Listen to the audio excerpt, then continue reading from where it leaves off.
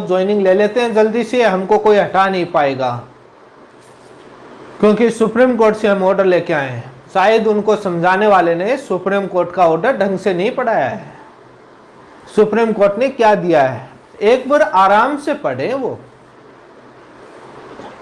वो क्यों कह रहा हूं, सुप्रीम कोर्ट ने अपने ऑर्डर में लिखा है, और ये अक्सर होता है क्योंकि हाई कोर्ट के जजमेंट से पहले सुप्रीम कोर्ट अपना जजमेंट नहीं दे सकता। सभी मामलों में यही कहता है, हाई कोर्ट के ऑर्डर पर ही ऑर्डर आ जाता है, बट जजमेंट के लिए पहले कहता है कि लोअर कोर्ट डिसाइड करे, हमारे पास बाद में आए, और लोअर कोर्ट को डायरेक्शन दे देते हैं। और वो डायरेक्शन दे दिया कि मेरिट के बेस पर अकॉर्डिंग होता है। हरियाणा के अंदर एक शिक्षक भर्ती परीक्षा थी जो चौटाला सरकार के अंडर में हुई थी, और उसमें कुछ घोटाले हुए थे, और वो भर्ती प्रक्रिया सुप्रीम कोर्ट तक पहुंच गई थी। सुप्रीम कोर्ट ने 20 साल बाद लगे हुए टीचर्स को नौकरी से हटा दिया था। गूगल पर सर्च कर लीजिएगा हरियाणा का, मालूम चल जाएगा, मेरी बात मत मानिए। राजस्थान में रीट 2021 में कुछ लोगों को नौकरी से हटाया था, कुछ डॉक्यूमेंट में या कुछ में ज्वाइनिंग ले ली थी, बाद में वो सारी चीजें सामने आने पर उनको लगे हुए लोगों को हटा दिया था। तो वो कोई बड़ी बात नहीं होती है। कोर्ट के सामने subject to writ petition outcome बहुत बड़ा होता है, क्या मानते हैं आप? और डायरेक्शन दिया है मेरिट के बेस पर और लॉ के अकॉर्डिंग। अब जब लॉ, आप एनसीटी का गजट नोटिफिकेशन लॉ देखेंगे, उस लॉ को ही जब खारिज कर दिया सुप्रीम कोर्ट ने, कैसे बचेंगे? आप फैसला होने दीजिए, हाईकोर्ट का वेट कीजिए, कैसे मध्य प्रदेश में, कैसे छत्तीसगढ़ में हटते हैं, देखते जाइए कैसे हटते हैं।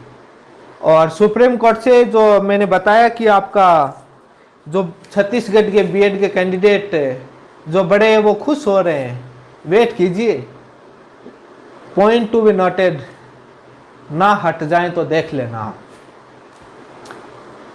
डीएलएड जीतेगा छत्तीसगढ़ से, डिप्लोमा धारी जीतेंगे।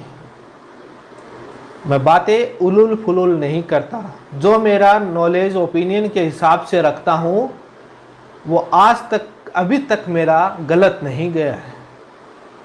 क्योंकि आप लोग हल्का लेते होंगे subject to writ petition, subject to outcome.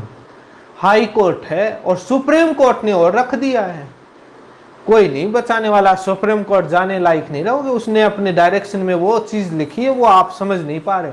हाँ, खुश होते हैं जब राजस्थान हाईकोर्ट ने बीएड को परीक्षा में बैठने का आदेश दिया था, उस समय तमाम पब्लिक में एक चर्चा चली थी, आम पब्लिक में, कि अब कौन इनको रोकेगा, ये तो लगेंगे, परीक्षा ही दे ली तो होता ही नहीं है कि बाहर हो पाएंगे। मैंने उस समय भी राजस्थान के बीएड के साथियों और डीएलएड को कहा था, परीक्षा दे देंगे, रिजल्ट नहीं आएगा, इनका ज्वाइनिंग नहीं ले पाएंगे।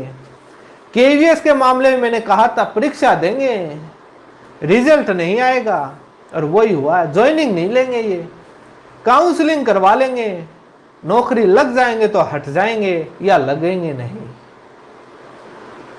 क्योंकि कोर्ट सहानुभूति, सिंपैथी के बेसिस पर फैसले नहीं देती है, कानून के दायरे में रहकर प्रक्रिया के आधार पर मेरिट के बेसिस पर डिसीजन देती है। जब सुप्रीम कोर्ट में चर्चा चल रही थी, बहस चल रही थी, तब भारत सरकार के एएसजी से धुलिया जी जज साहब ने यही पूछा था, जस्टिस सुधांशु धुलिया जी ने, कि आप मेरिट के बेसिस पर बहस करना चाहेंगे? जजमेंट मेरिट के बेसिस पर होते हैं, और यही बात सुप्रीम कोर्ट ने हाई कोर्ट को कहा है कि मेरिट के बेसिस पर और लॉ के अकॉर्डिंग। मेरिट गुण जानते हैं ना, ब्रिज कोर्स है ना पढ़ाने के लिए, ना आपकी शिक्षा की गुणवत्ता है बीएड के पास। ये सुप्रीम कोर्ट के जजमेंट में मेरिट है, और वो वहां पर पता लग जाएगा, वेट कीजिए। कुछ दिन आप खुश हो सकते हैं। वो जो स्टे आया, वो कोर्ट को कई बार क्या होता है कि अचानक से फाइल पेश की जाती है और सारी चीजें ना रख करके मिसलीडिंग करके और ले आते हैं, वो सारी चीजें मालूम है।